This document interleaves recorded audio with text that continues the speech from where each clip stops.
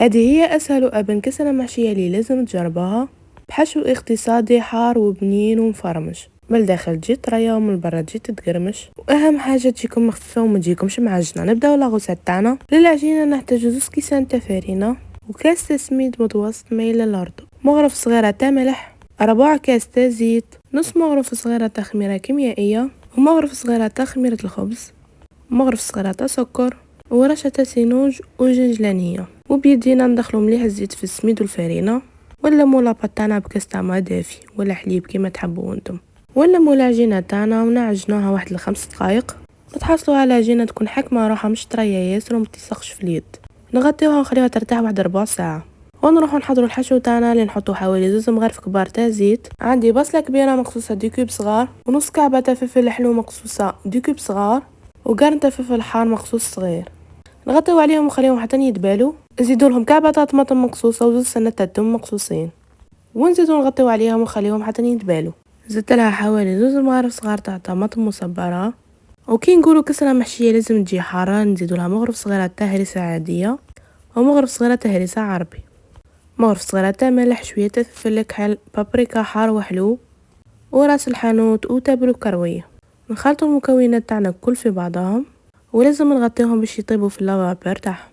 بعد ما طابت الشكشوكه تاعنا تقدروا تخليوها كما راهي هكا اقتصاديا، ما تحطوا فيها والو، بنينه وحدها. انا نحيت نصها نحط فيه الطون ونصها نحط فيه بولي اشي. نقعدوا نحركوا ونحلوا مليح الدجاجه داكا حتى يطيب معنا. النص الاخر حطيت فيه بطاطا صغيره تاع الطون وخلط مليح. ونجيبوا لاباط تاعنا اللي كانت ارتاحت واحد 15 دقيقه، ما تزيدولهاش فوق 15 دقيقه. قسمتها على 4. الكميه هذه حد لي 2 خبزات تاع كسره. حليت الكعبه الاولى هذه حنديرها من الفوق، نحلها ونحطها ابار، ومن بعد نزيد نجيب الكعبه الاخرى نحلها باش نحشاها. لازم تحلوها رقيقه باش تجيكم خفيفه. والمبتدئين يقدروا يحطوا بابي كويسون من تحت باش تساعدهم كي يهزوها. حطيت لها الحشوه الاولى تاع الطون، وركزوا لي عاد فرميج، حطيت فرماج رابي وفرماج بلون ونقفلوها. تقدروا تحطوا في الجوانب شويه ما باش ما تتحلش معاكم. وكيما قاعدين تشوفوا لاباط تاعي ما تتقطعش، نخدم بها بكل سهوله، تسمى حتساعدكم خلاف الخدمه. نقفلها في الحواشي بالفرشيطه وننقبها بالكيردون ونحطها فوق طاجين يكون سخون من قبل، وزيد نعاود ننقبها وهي في الطاجين خاطر حتى تنفخ معاكم.